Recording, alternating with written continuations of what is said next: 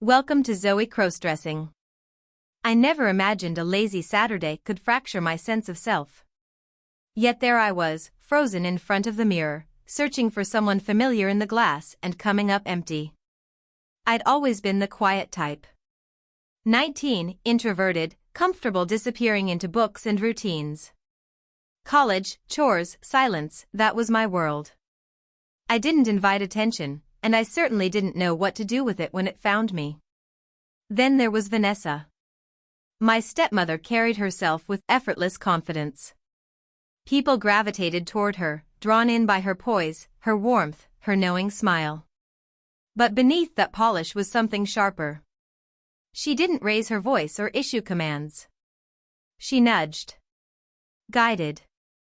Bent situations just enough that resisting felt unreasonable, even rude. That morning, my dad had already left for a business trip. The house felt too quiet. When Vanessa asked me to come into the living room, I expected nothing more than a question or a chore.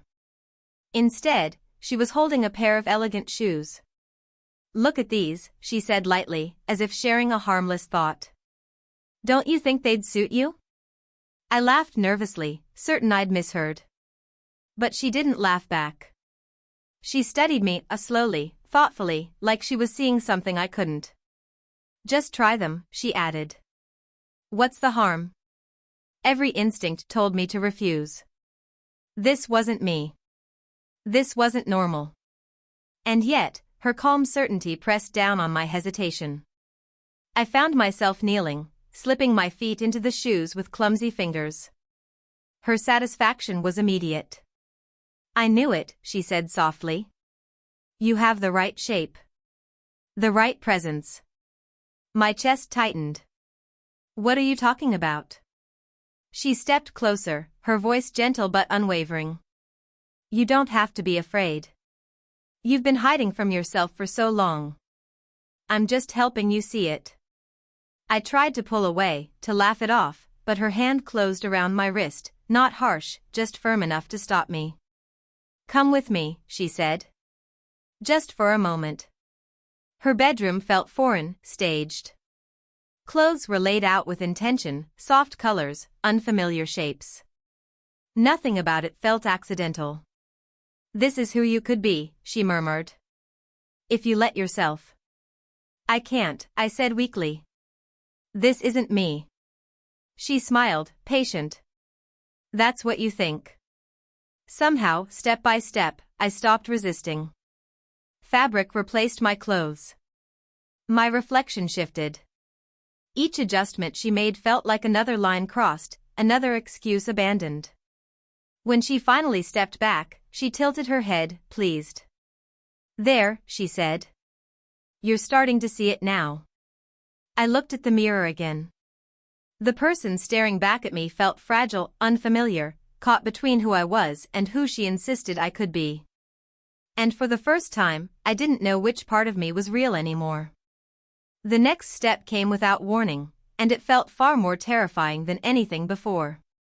Vanessa took my hand and guided me toward the front door, her grip calm, almost reassuring. "Just a short walk," she said lightly. "To the corner shop and back. Nothing dramatic." Nothing dramatic, except everything about it was. The moment I stepped outside, the world felt louder, sharper. Each uneven step sent a jolt of panic through me, the unfamiliar shoes forcing my body into a posture that didn't feel like mine. Fabric shifted as I walked, every movement reminding me that I was visible in a way I had never been before. People noticed. Some offered polite glances, others lingered longer than they should have. Each look felt like a spotlight, exposing, judging, defining me without permission. My face burned with embarrassment, yet beneath the shame was something else, a heightened awareness of myself, of occupying space, of being seen. Vanessa noticed everything. She corrected my stance with a quiet word, adjusted my hair with a practiced motion. Her satisfaction was unmistakable. "You're doing so well," she murmured. "My pretty daughter." The words hit harder than I expected. They echoed in my head, stirring fear and a confusing sense of inevitability. Was this who she thought I was becoming? Worse, was this who I was allowing myself to become? By the time we returned home, her confidence had solidified into certainty. This was only the first step, she said calmly. Soon, this will feel natural. In the hallway mirror, I barely recognized myself.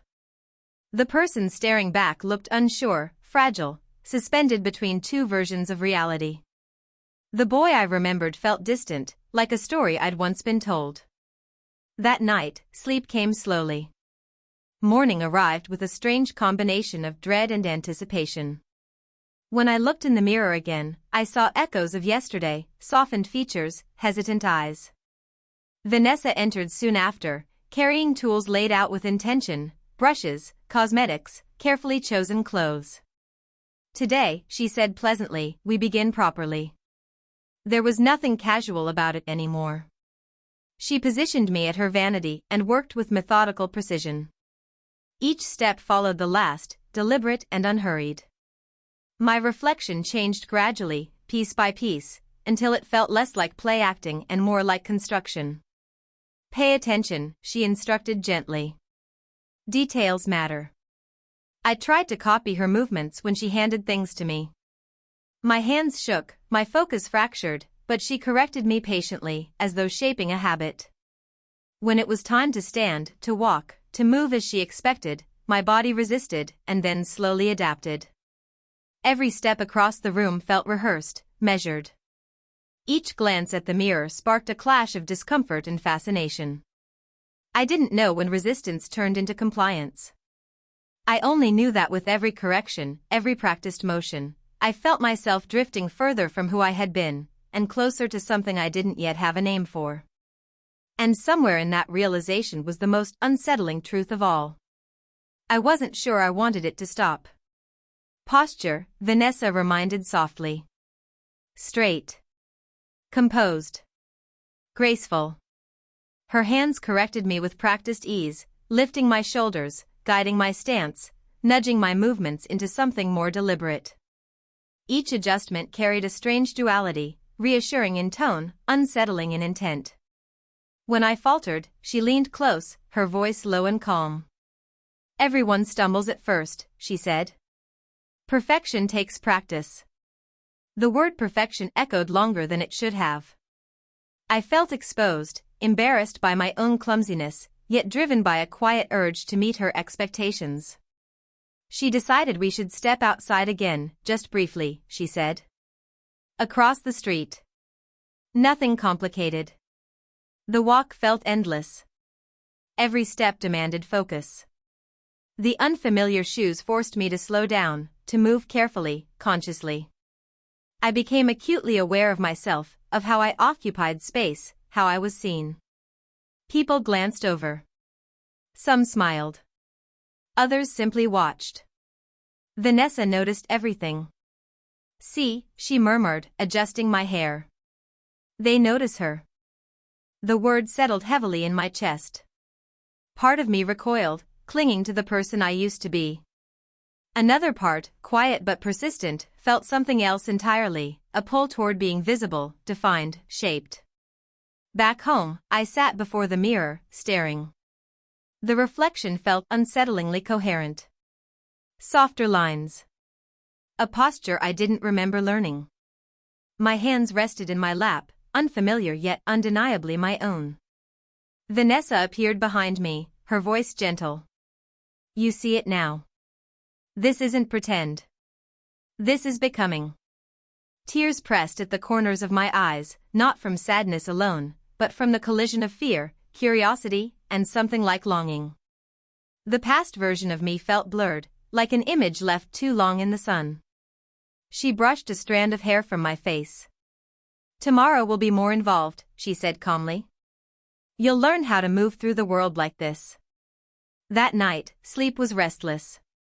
Morning brought light, and with it, a strange sense of anticipation. My body ached slightly from unfamiliar effort, but when I looked in the mirror, panic didn't rise the way it had before. Instead, there was hesitation, and something close to acceptance. Vanessa entered with quiet confidence, carrying clothes chosen with care. Soft colors.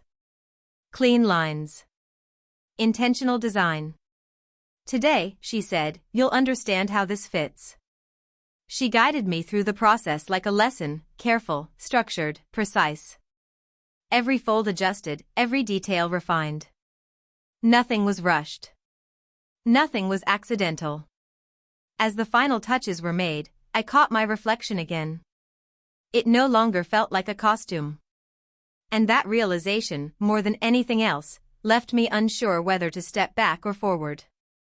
She steadied me as I stepped into the heels, the sharp tap against the floor echoing far too loudly in my head.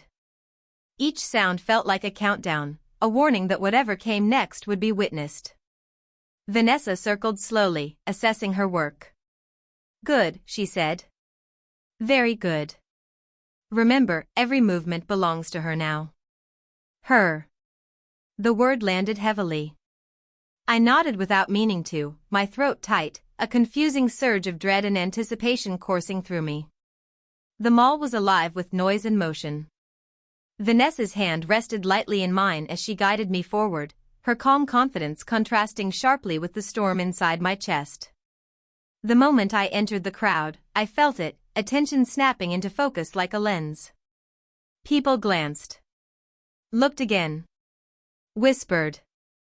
Smiled. I nearly lost my balance, panic flaring, but Vanessa steadied me instantly. Easy, she murmured. Grace takes time. They're already noticing how well she carries herself. Every interaction felt like an evaluation. Clerks were polite, their eyes lingering just a second longer. A group of girls laughed softly as we passed, and heat rushed to my face. Vanessa leaned close, her voice barely audible. That's not mockery, she said. That's interest. The beauty salon was worse, and somehow more intoxicating. I was placed in the chair like a display piece while Vanessa spoke for me, directing every detail. Brushes moved, hands adjusted, quiet compliments floated around me. Each one tightened something in my chest. Pride tangled with shame. Confidence brushed against fear. Vanessa watched it all with measured satisfaction. She's learning, she said calmly. Learning how to exist in the open. The emotional weight built with every step we took afterward. I was embarrassed by the scrutiny. Frightened by how easily I was adapting. Drawn in by the undeniable pull of being seen. Then someone recognized me. A voice, uncertain, hushed. Is that him? My pulse spiked. Vanessa's grip tightened just enough to ground me. She met my eyes, unblinking. They'll see what's in front of them, she said quietly. Not what you used to be.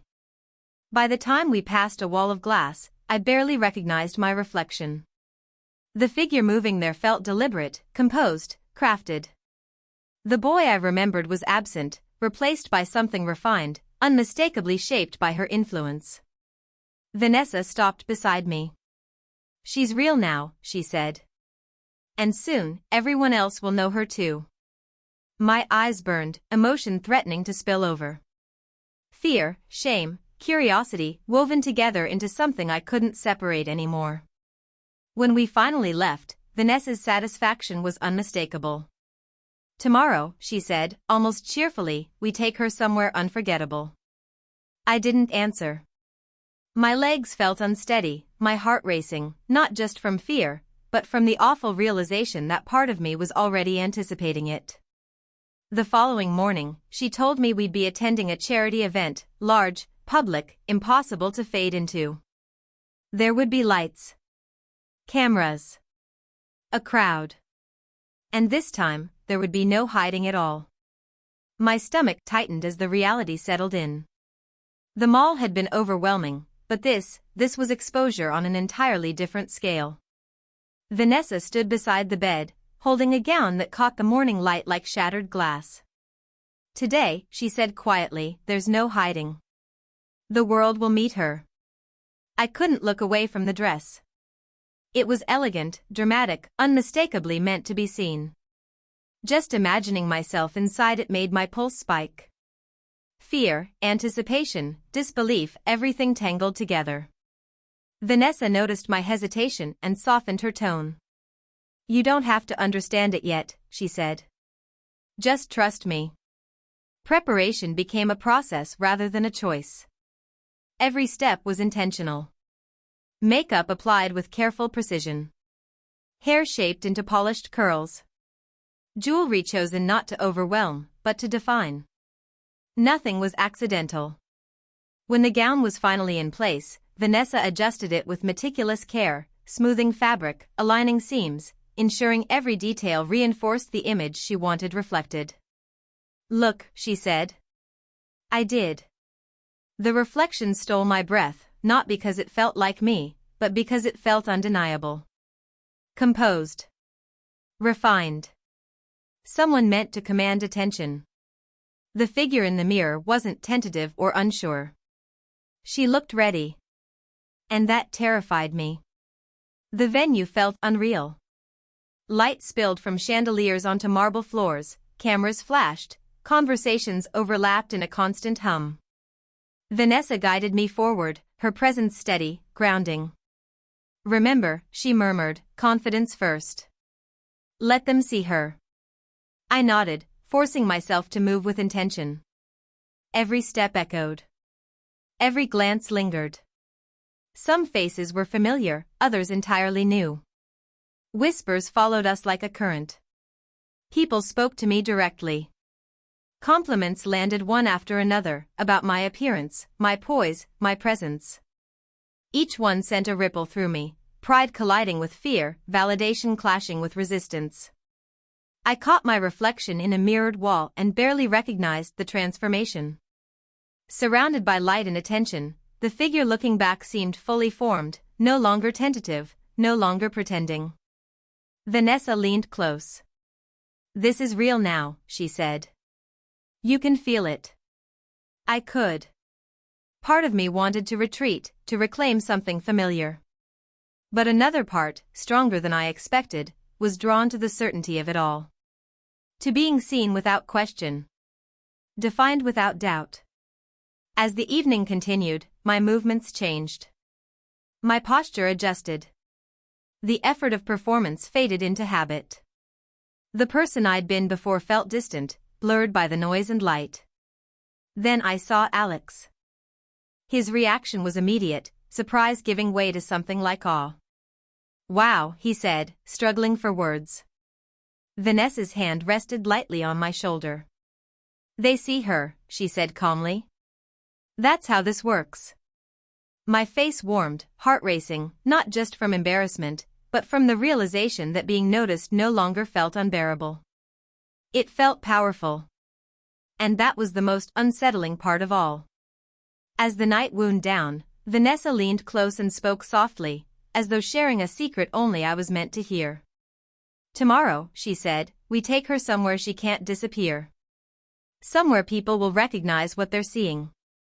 My pulse spiked. The heels felt less stable beneath me, my balance suddenly fragile. Every step I'd taken so far seemed to funnel toward that promise, this next test I hadn't agreed to, yet hadn't refused.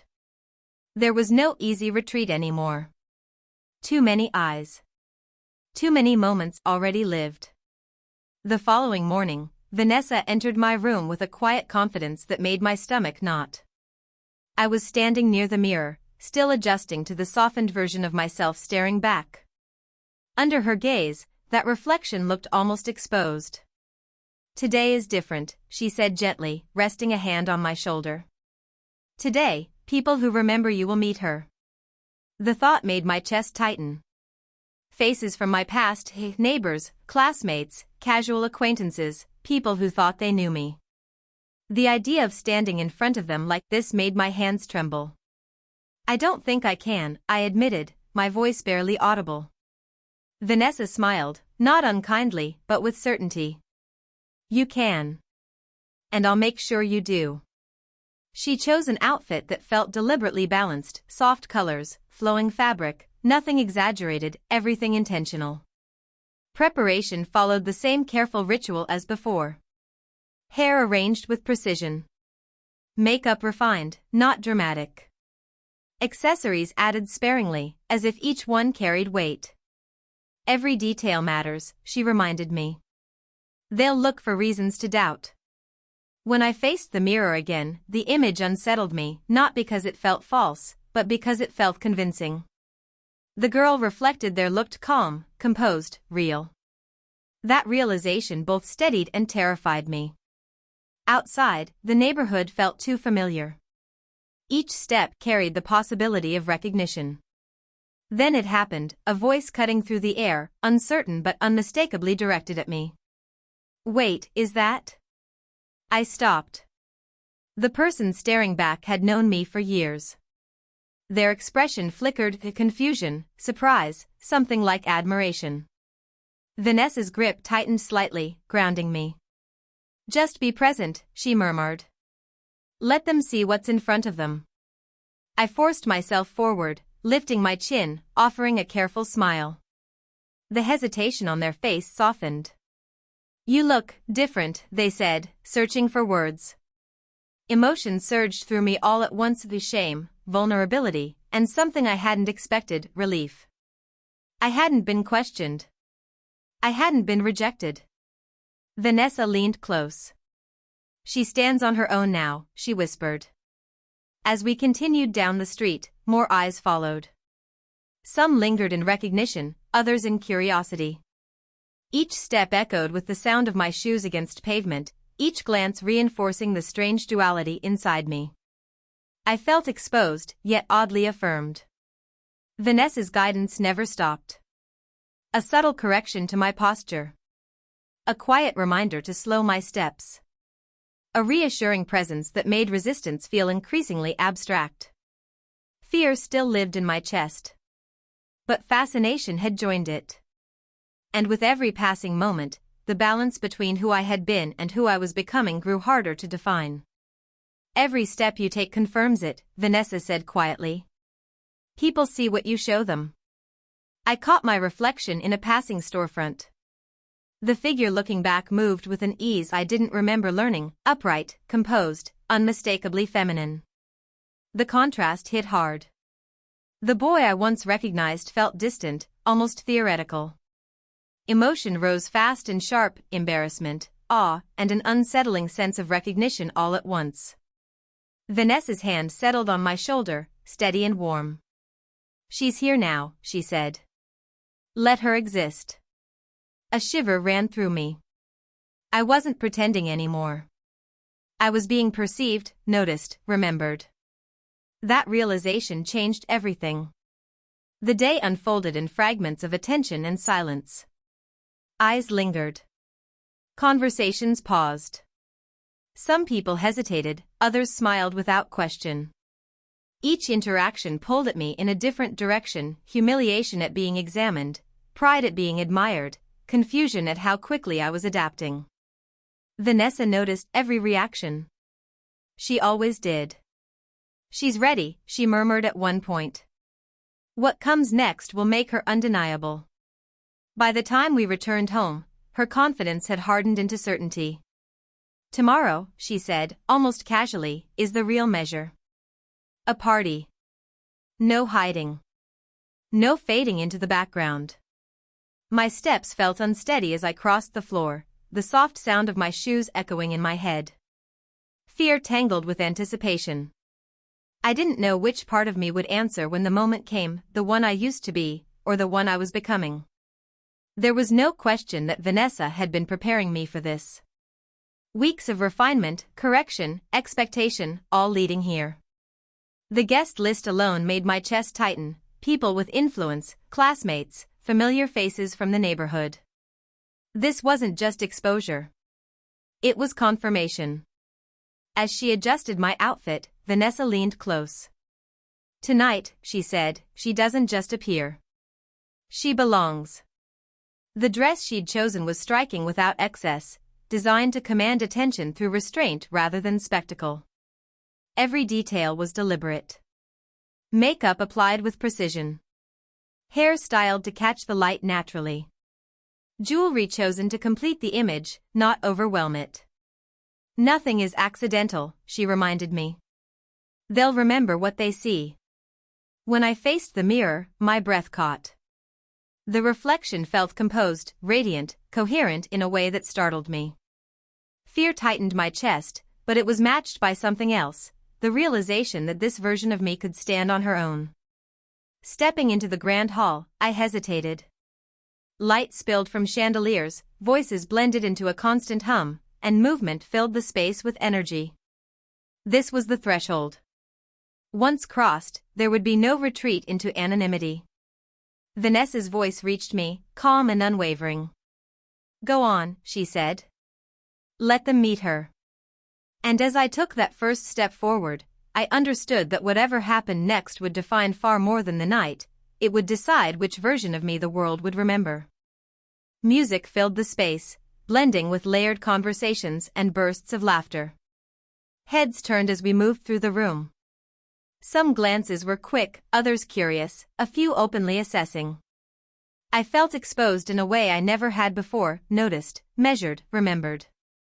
Vanessa's hand rested lightly between my shoulder blades, steadying. "Walk with intention," she murmured. "Let them see what's already there." I focused on breathing, straightened my posture, and moved forward. The sound of my steps echoed faintly against the floor, each one marking my presence. Compliments followed, polite, admiring, sometimes surprised. "You look wonderful tonight." "So poised." "I hardly recognized you at first." Heat rose to my face. Each word landed with weight, equal parts validation and discomfort. Vanessa stayed close, her guidance subtle but constant. "She belongs here," she whispered. "Don't retreat." Then I saw Alex. He stopped short, clearly startled, then smiled in disbelief. "Wow," he said. "You look incredible." The recognition hit hard. Familiarity collided with this new reality, and my heart raced as I struggled to reconcile the two. I caught my reflection in a mirror across the room. The figure staring back looked composed, luminous, confident in a way I'd never associated with myself.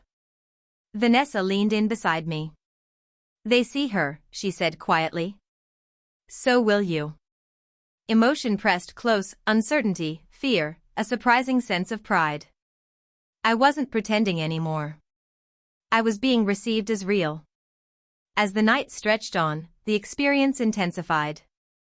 Familiar faces blended with strangers. Conversations blurred. The version of myself I remembered felt increasingly distant, overshadowed by the role I was now performing with less effort than before. Near the end of the evening, Vanessa spoke again. "Tomorrow," she said, "we take another step. Somewhere there's no room for hesitation. You'll either stand as her, or stop fighting." I didn't answer. My body felt tired, my thoughts tangled. But I knew one thing, stepping back no longer felt simple. Morning came in soft light. I woke in an unfamiliar room, surrounded by quiet. When I looked in the mirror, the image startled me, not because it felt false, but because it felt established. Traces of the night remained, evidence of a life I'd stepped into and hadn't yet left. Vanessa entered carrying breakfast, calm and composed. "You'll need energy today," she said gently. "We're not undoing anything now. We're continuing." Then she made a call, casual, confident. "Yes, this afternoon is perfect," she said. "My daughter will be here." The word landed like a stone. I froze, utensil hovering midair. Vanessa lowered her phone and met my eyes. "This is how it works," she said evenly. "Once people meet her, she becomes undeniable." Time moved too quickly after that. She dressed me again, soft colors, familiar motions, practiced ease. By the time she finished, the mirror showed someone delicate, intentional, unmistakably present. As we prepared to leave, I realized the fear hadn't disappeared, but it had changed. It wasn't about being seen anymore. It was about what would happen if I was. "Remember," Vanessa murmured, smoothing the hem of my skirt, "being seen isn't enough." You move like her, speak like her, act like her. When the doorbell rang, I froze. Clara, a friend of Vanessa's and impeccably dressed, stepped in. My heart thudded violently in my chest. I braced for judgment, mockery, disbelief, but Clara's smile was warm, unguarded. Oh, Vanessa, she's lovely. I had no idea you had such a daughter. The words hit me like a bolt. My knees nearly gave out, but Vanessa's hand steadied mine. Isn't she? Vanessa said proudly. Clara knelt slightly, cupping my cheek. What's your name, sweetheart? My mind raced. For a second, I had no answer. But Vanessa pressed her nails gently into my palm, a silent command. Lily, I whispered. Clara's smile widened. Lily. Perfect. The rest of the visit passed in a blur of compliments, chatter, and polite admiration. My hair, my posture, the way I held my hands, everything was praised. Embarrassment heated my cheeks, but underneath it, an unexpected stir of exhilaration took root. They weren't doubting me. They accepted her. When Clara left, I collapsed onto the couch, trembling. Vanessa, why does it feel good when they call me pretty? Her smile was sharp, precise. Because, darling, this is who you are. And now the world is seeing her. From that day on, Lily became visible everywhere. At dinner, neighbors were introduced to me as Vanessa's daughter. At the salon, Rosa, a glamorous stylist, greeted me as if I belonged. Even delivery drivers were met with, "This is my daughter." Each time I opened my mouth to protest, no words came.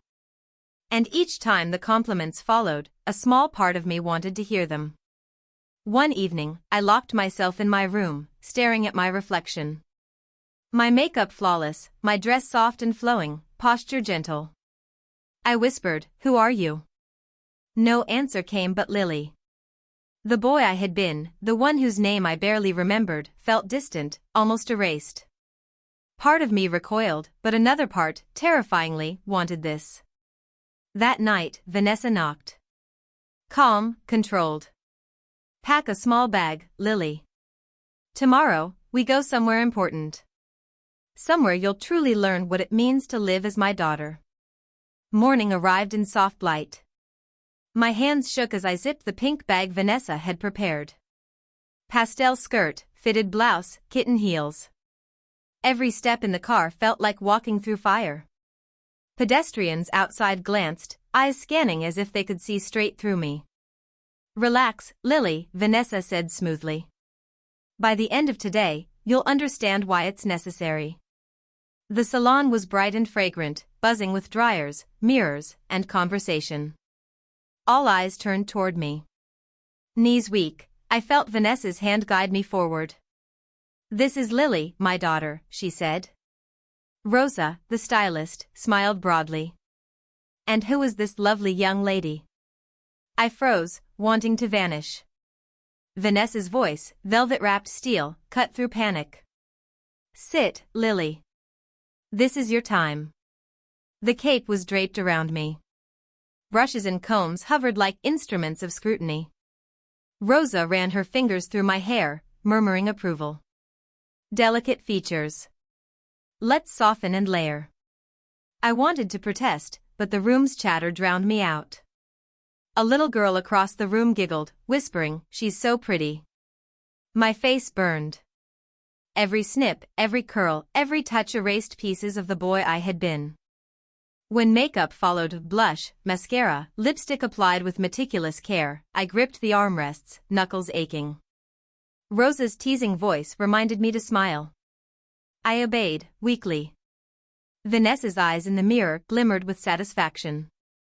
When Rosa spun the chair for the final reveal, my reflection left me breathless. Soft curls framed my face. Lips tinted pink, eyes widened by subtle makeup. I didn't look like a boy pretending anymore. I looked like Lily, fully formed. Oh my God, whispered a woman nearby. She's stunning. Vanessa's hand brushed my shoulder. I told you, my little princess. Outside, the world responded differently. Strangers noticed, paused, admired. Teenage boys whispered with wide eyes. My stomach twisted, but part of me thrilled at it. For the first time, the world didn't see a boy in disguise. They saw Lily. The silence in the car home was unbearable. I kept touching my hair, watching my reflection in the passenger mirror. Finally, I whispered, "Vanessa, why are you doing this to me?" Her lips curved into that secret smile. "Because, Lily, you were never meant to be invisible. And now, the world is finally seeing you." Back home, Vanessa handed me a glossy envelope. "Your next step," she said, eyes bright. "A challenge to prove if you're truly ready to be my daughter."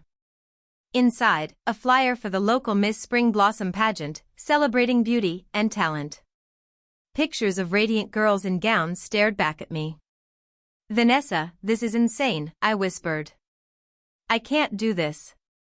I'm not even a girl." Her gaze didn't waver.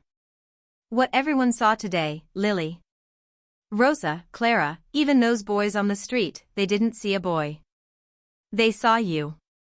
That is different." "I'm pretending," I muttered. "No," she said sharply. "Pretending is fumbling through a night. What you've done is transformation. And now, it's time to prove it." Her hands stroked my curls. Her voice softened, almost intoxicating. "Think of the stage, the applause, the admiration.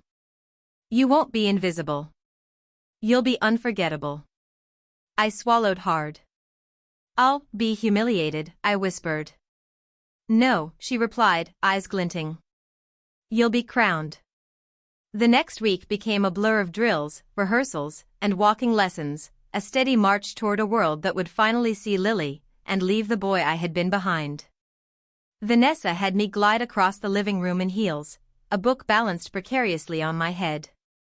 Each misstep earned a sharp correction. "Posture," she snapped, "you're not slouching like a boy. You're a princess commanding every eye in the room." Voice lessons followed. She recorded me speaking, forcing me to confront the remnants of my old tone. Higher, softer, let every word sparkle. Smile through them. Talent practice came next. A simple piano piece, but Vanessa insisted it be graceful, fluid. "Every queen must have elegance," she reminded me nightly as I collapsed into bed, muscles aching, throat raw, mind exhausted. Then came the boutique. The moment the assistant zipped me into a flowing, pale pink gown, I felt my chest tighten. The fabric hugged my body, the glittering bodice catching light like scattered stars. I stared at my reflection, breathless. For the first time, I didn't see embarrassment, I saw Lily. Vanessa whispered behind me, almost reverently, "My little daughter is ready." The assistant nodded. "She'll captivate everyone." The auditorium buzzed. Families, cameras, music, a tide of attention. Backstage, girls whispered, adjusted gowns, giggled. I stood trembling in my heels, makeup perfect, hair curled to perfection. Vanessa leaned close. "Smile, Lily. The world is about to meet you." My name was called. I stepped onto the stage, lights blinding, applause rolling over me. Every step felt like walking a tightrope over fire, yet somehow, I moved with grace. My hands didn't shake. My smile stayed steady. The talent portion blurred into a haze of notes. My fingers found the piano keys, the melody floating across the hall. Silence followed, then thunderous applause. Girls backstage nodded and whispered, "You're incredible, Lily." For the first time, I felt real. Accepted. Like Lily, not a boy pretending. And then, I saw him. Jake, my best friend. The familiar face in the audience froze me mid-step. Shock spread across his features, mouth opening, closing as if he couldn't form words. My blood ran cold. The announcer raised the envelope to announce the winner. Every carefully built layer of my new identity, pride, and confidence trembled on the edge of collapse. "Lily, is that you?" he whispered, voice barely audible over the chatter. Time slowed. Backstage, girls fussed with gowns, whispers drifting, but all I could focus on was him. Every heartbeat screamed panic. Vanessa stepped to my side, posture perfect, eyes glittering. "Oh, Jake," she said, a hint of mockery in her warmth. "You weren't expecting to see her, were you?" Her hand rested lightly on my back, steady, commanding. "This is Lily, my daughter," she said, soft but razor-sharp. Jake's jaw tightened, confusion and disbelief warring on his face. I wanted to disappear. My carefully constructed world, the acceptance I'd fought so hard to earn, felt fragile. Vanessa's voice softened, but the cruelty lingered. "She is real, and she belongs to me. Aren't you proud, Lily?" My lips barely moved. "Yes. I'm proud." Later, alone in the dressing room, Vanessa's presence was a tether and a warning. "Jake will talk," she murmured. "Sooner or later. You have a choice, you fight him, or you embrace her. No middle ground." My mind spun. Could I reclaim the life I had before? Could I deny Lily, the girl I had become, for his judgment? Vanessa's hand on mine was firm, grounding. The path was set. There was no retreat. "Do you want to be Lily, or the boy he used to know?"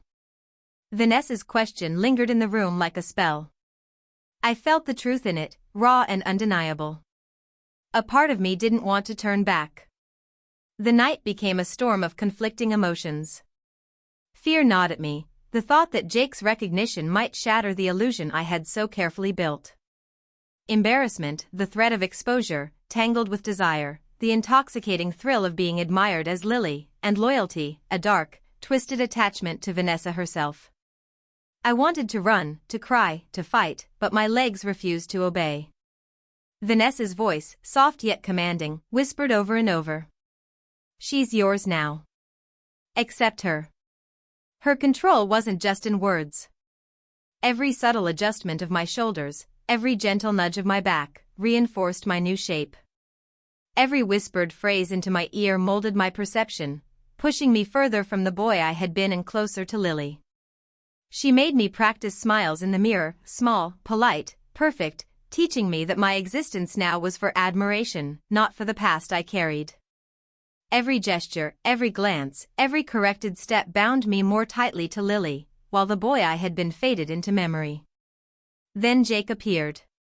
His voice was low, trembling. "Lily. I don't understand. Why are you letting her do this to you?" My throat tightened. Tears threatened to fall. I didn't answer. Vanessa's hand slid over mine, possessive yet comforting. "Because she wants this," she whispered, "and soon the world will see her too." I looked at my reflection, Lily's reflection. Her lips curved in a nervous, trembling smile. Somewhere deep inside, I wondered, was this betrayal or salvation? In the days that followed, Vanessa ensured I was constantly visible. Cafes, malls, social gatherings, each encounter a stage for Lily. Every step, every laugh, every gesture was a performance, exhausting yet electrifying. And then I met Ethan, a boy casual, handsome, completely unaware of my past. His smiles were genuine, his compliments soft but pointed. "You look amazing, Lily," he said one afternoon, eyes bright. "That dress, wow." My cheeks burned crimson. I wanted to laugh, to run, to disappear, but another part of me, Lily, felt an unfamiliar joy, a thrill in being seen and admired. Vanessa leaned close, her perfume intoxicating, whispering, "See, little daughter? He admires her. Remember, these feelings are part of who you are now." Every glance from Ethan, every casual touch, made my chest flutter with excitement and confusion. The boy inside recoiled, but Lily wanted to melt into the warmth, to be noticed, adored. Vanessa's presence was always there, a subtle, unrelenting guide. "Confidence, Lily. Never hesitate," she murmured. Soon, Vanessa pushed further. Public touches, holding Ethan's hand briefly, a brush of skin, were no longer just lessons, but tests. My heart pounded. Fear and desire collided, a thrilling storm of contradictions. At night, alone, I stared at my reflection. Lily's shy smile stared back at me, sparkling with new feelings I didn't yet understand. Vanessa's hand rested lightly on my shoulder. "You're feeling her," she said softly. "Your daughter's self. And that's beautiful." Then came the ultimate challenge. Vanessa summoned me to her suite, posture commanding, eyes sharp. "Lily," she said, "you've done remarkably well. But now it's time for the ultimate test. Tomorrow, a gala. Powerful people, strangers. No one will know the boy. You will be Lily, completely." I swallowed hard. Gala, public scrutiny, high stakes. My stomach twisted with fear, and something else, something I could barely name. Vanessa spared no detail. A floor-length gown, shimmering blush pink, perfectly tailored. Hair pinned in an intricate updo, glittering pins catching the light. Makeup subtle yet precise, highlighting every delicate feature. Hours of practice walking, sitting, laughing, speaking, each gesture honed to perfection. Every stumble, every anxious glance corrected without mercy. "This is not a game, Lily," she warned. "She must be perfect. She must belong."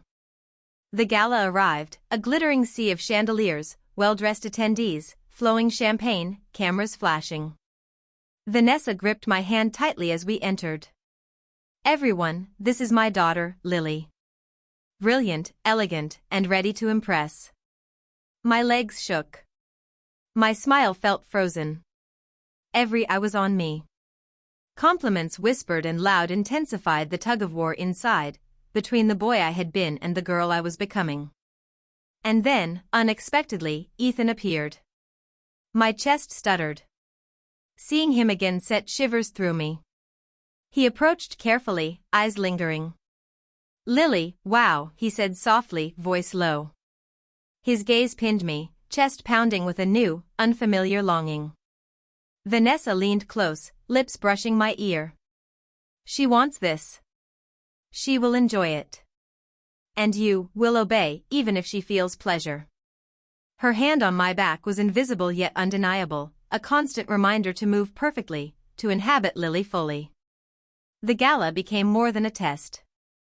It was a stage for my transformation, my desires, and the unyielding power Vanessa held over me. Vanessa's voice drifted through the noise of the gala, soft but sharp, threading instructions into every interaction. "Smile. Tilt your head. Make her laugh, but never forget who owns her." Her strategic reminders sank into me like honey with an edge. "Remember the boy you were? He's gone.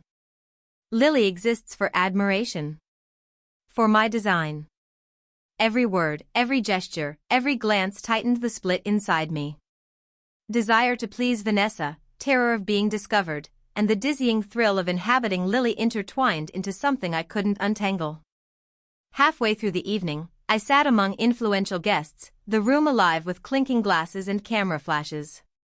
Compliments rained down, each one a spark that set my nerves tingling, my body betraying me with shivers, trembles, heat. Vanessa's quiet whisper slid against my ear, "Show them she is mine. Let them see she obeys me completely." I caught Ethan's gaze across the room. My hand trembled almost imperceptibly. Part of me ached for him, longed for his attention, for validation. But the obedient part, the part Vanessa had claimed, trained, perfected, responded to her call without hesitation. The duality split me open, twisting pleasure and fear into one tight knot. As the gala reached its crescendo, Vanessa stepped back, her eyes glinting. "Tonight, Lily, you will choose. Him or me. Desire or obedience. And whatever you choose, there's no turning back." The words struck like ice. The glittering chandeliers, the murmurs of admiration, the flashbulbs, it all seemed to constrict around me. Could I resist? Could I reclaim what I had lost? Or had Lily swallowed me whole? After the applause, after the lights dimmed and the whispers faded, Vanessa led me to a quiet backstage room. Silence pressed against my ears. She didn't speak until I sank onto a plush chaise, trembling. My reflection stared back, delicate, flawless, impossibly feminine. "I don't know who I am anymore," I whispered. Vanessa knelt beside me, brushing her fingers across mine. "You know exactly who she is, darling. And deep down, you like her, don't you?" I didn't answer. Inside, two voices battled, one the boy I had been, desperate to reclaim a past that now felt impossible, the other, Lily, the girl molded by Vanessa's hands, nurtured under her watch, adored by strangers, even desired by Ethan. Every compliment, every fleeting touch, every whispered admiration from Ethan tugged me toward Lily. But memories of Jake's recognition, the boy who had known me, haunted my edges. Vanessa leaned in closer, her voice soft yet iron-strong. "You can be my daughter completely, and the world will adore her. Or you can cling to the boy you were, and risk losing everything. Decide, Lily." Her gaze pierced me. No room for hesitation. Obey her, or lose it all. Tears pricked my eyes. Part of me screamed, resisting. Part of me quivered, craving what Vanessa had created. Then Ethan stepped into the doorway, a small bouquet in hand, eyes gentle, curious. "Lily. I like you," he said softly. My chest seized. The boy inside recoiled, wanted to flee. But Lily, the one Vanessa had coaxed, molded, and claimed, leaned into it.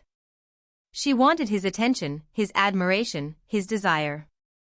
Vanessa's eyes flicked between us, sharp and triumphant. "See? She wants it.